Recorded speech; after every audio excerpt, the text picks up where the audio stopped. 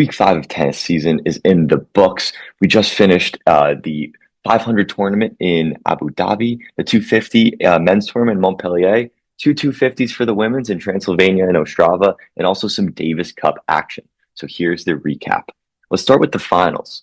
The first final to mention is WTA Ostrava. It was a 250 final in the Czech Republic where Katie Boulter was able to defeat Korpach in 3 sets. And this one lost the first set in a closely contested matchup in the first set, but was able to win the second and the third rather convincingly. Good win for Katie Boulter and a good title for her. Then in WTA Transylvania, hometown hero Kirstea was able to defeat Emma Raducanu and the 1 seed in the final in Romania. Kirstea bageled Raducanu in the first and won 6-2 in the second. Pretty convincing all around. Good win for Kirstea. Then in the big 500 tournament of the week, how about Bejlik defeating Alexandrova in the final, getting the first set in tiebreaker and defeating Alexandrova 6-1 in the second set. Great win for the youngster from the Czech Republic in Bejlik, and a fantastic win in this. Wonder if this will propel her season forward. It's got to fill her with confidence. Excellent work from Bejlik. An awesome title for her in a big 500 tournament that had a little bit of an underwhelming 500 field, but nonetheless, still a great tournament win for Bejlik. And finally, for the men's, Felix Auger-Aliassime turns around that tough Australian Open with a good indoor hardcourt win, tournament win in ATP Montpellier 250, defeating tough, always tricky opponent Adrian Mannarino in the final.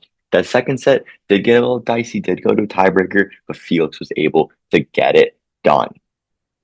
And now this is a plot that shows two things. First thing is horizontally across, we see the players in their strength of schedule for the last week.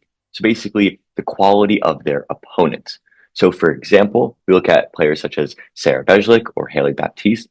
Those are two players that had to face difficult opponents in their matches, versus someone like Deanna Perry, who had an easier run in her matches. Now, going vertically from top to bottom is basically how the players played. So once again, Sarah Bejlik, but also Sorana Cirstea and Katie Boulter. Those are examples of players that played very, very well in the tournaments, versus players such as Adrian Mannarino or Haley Baptiste, who while they may have won matches, weren't as dominant in their wins. Didn't control and didn't control the stat sheet of the matches. So I think it's just an interesting plot to see. One of the biggest things for me in this plot is to see the players that played well and faced good opposition. And the one that is off the charts in this one is Sarah Bejlik. She had a pretty difficult path in towards her title. This is no surprise either. With her playing at WTA 500, of course, the field's going to be stronger in that event than a 250 would. But yeah, Sarah Bejlik is definitely someone of note here. I think this is a very interesting plot. We see the four title winners in FAA: Katie Boulter, Kirstea, and Bejlik, all in the upper part of the performance index, which is not surprising. We see Katie Boulter's strength of opponent was easier than that of Kirstea, Bejlik, and Felix, but her performance index was higher than that of FAA, for example. And also something to mention, like if we look at Deanna Perry as well, her strength of opponent was lower than that of some other players in the tournaments. So I think it's important to match not only how a player plays, but also who they play. So this is just one example. I'm trying to combine those two things. This is just one plot of two values, and it's not the end all be all, but I think you can learn some information based on a plot like this one. So from here on, the next thing I'm going to do is I'm going to rank the 10 players that I thought had the best tournaments this week. So this will be not including Davis Cup. I decided to separate the Davis Cup from this. Now there's nothing really there's no real rhyme or reason for why I decided to do that, but kind of the idea was that I wanted Davis Cup is more of a team competition. I wanted to keep that team spirit and really focus on the individual team. So I'll get to that later. But for now, I'll just focusing on the tournaments of in Montpellier, in Ostrava, in Transylvania, and Abu Dhabi. So to start, coming in at number 10. Oh, so you know what? Got to mention some honorable mentions, of course, first. So some honorable mentions. We're gonna have one man, one woman, and the two honorable mentions we're gonna have is going to be first one's gonna be Tamara Korpach, made a final, won 4 matches, lost in that fifth to Katie Bolter. She just missed out on the top 10, defeated Arango, 2 seed, and also defeated number 6 seed Katie McNally as well before defeating Gianna Perry in straight sets. She didn't drop a set until the second set of the final. Yeah, really good tournament for Korpach. And then another player I wanted to mention was Luca Nardi. Straight sets Basilashvili in the first, defeated Flavio Cobolli in straights in the second, and really dominates that head to head before losing to Martin Dam in a closely contested tiebreaker in the second set. These are two players that just missed out on the top 10 for this week. So coming in at number 10 is going to be Arthur Gia. Defeated Pericard in the first round. I got a little bit lucky with a walkover, really freak accident there to Pericard, getting hit in the eye, and that one wasn't able to continue. And you know what? Gets a little bit lucky too in that second round, but he also, defeated Makic in that first round, and that was a very, very good first set in the first set. I should say first set win for Arthur Gia. Very, very impressive for him. And it was, he could have won the second set as well before Makic ended up retiring before playing a very tightly contested 3-setter against Adrian Manarino in the quarterfinal, getting that first set, losing the second and the third, but very close margins in that one. Arthur Gia comes in at number 10. Now coming in at number 9 is going to be another man, Martin Dam Jr. He had a impressive tournament and a little bit of a surprising tournament. He also had to go through qualifiers to make it here. But in his first round matchup, defeated 7 seed Hubert Hurkacz in 2 sets, a tiebreaker in the first. Very important for him to win that tiebreaker in the first before in the second round defeating Roberto Bautista very, very handedly.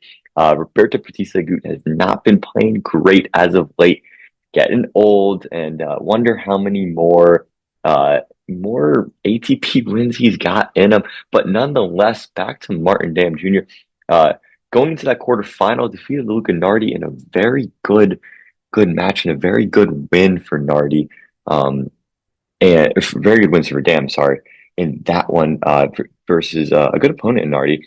And then in the semifinal, kind of similar to Arthur Gia beforehand, was not able to get past Adrian Manarino.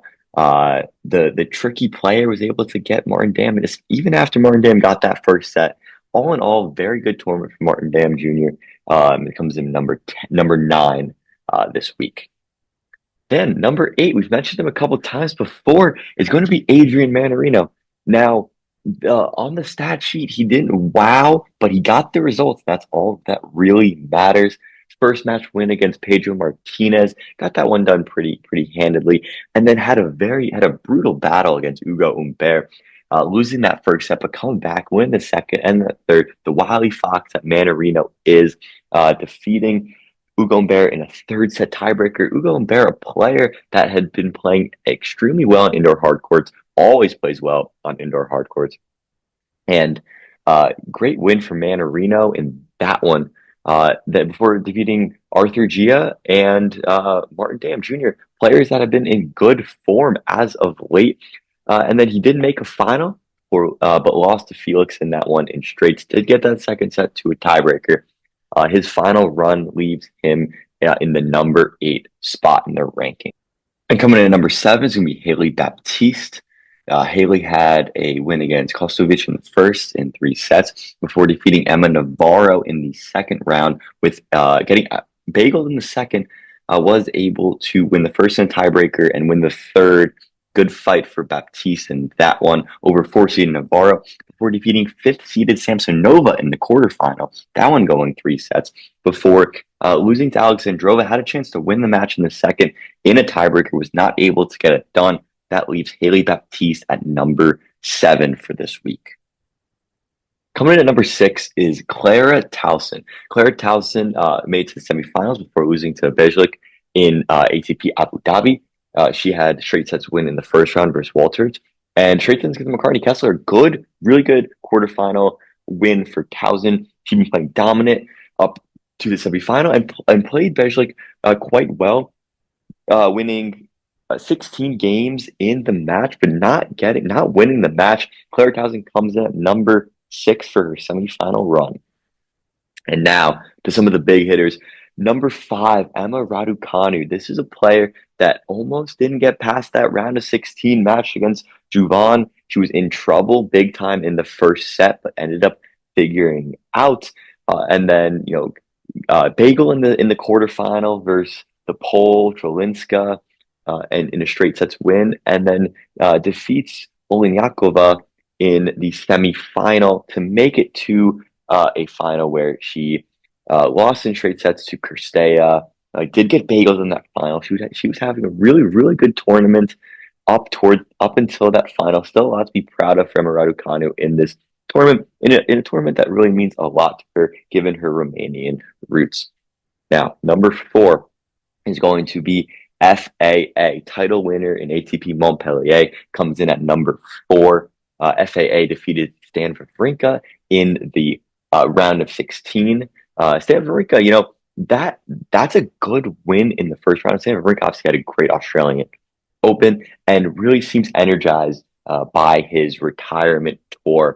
And then quarterfinal absolutely demolished Arthur Fils. This was one of those matches looking before the tournament that I really was anticipating. Was curious to see Arthur Fils' level. Sadly, Arthur Fils did not look to be at his tip-top shape, and FAA really did very well to defeat Fils in straights. Then in the semifinal, FAA over Droget in the semifinal. He did lose that second set in a tiebreaker, but bounced back very, very well in the third to win it 6-1 before he defeated Manarino pretty convincingly in the final.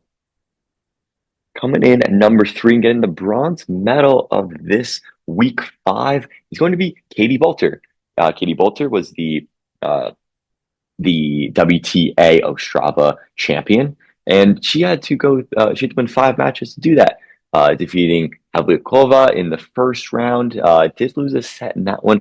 Golovic in the round of 16, Fruvertova in the quarterfinal, Volinets in the semifinal, and Korpach in the final. She did lose 2 sets along the way, but overall had a very good tournament in WTA Ostrava. And coming in at number 2 is going to be Sorana Cirstea, winning WTA Transylvania in her home tournament. Had a good run in. Some notes is that Potapova win in the quarterfinal and the very, very dominant performance against Raducanu in the final, hitting the bagel in the first and winning 6-2 in the second. Awesome win for Cirstea. And great to see her bounce back after stirring the pot a little bit over there in Australia with Osaka. She comes back and she proves it on the tennis court. She goes out and gets a victory at her home tournament. Great performance from Cirstea, and that puts her with the silver medal in second place for this week. Now, the number 1 player from this week is going to be Sarah Bejlik and her WTA Abu Dhabi 500 victory. Great run-in. She defeated Kruger in the first, Ostapenko in the second, Kartal in the third, and that Kartal match went bagel 2 in the quarterfinal.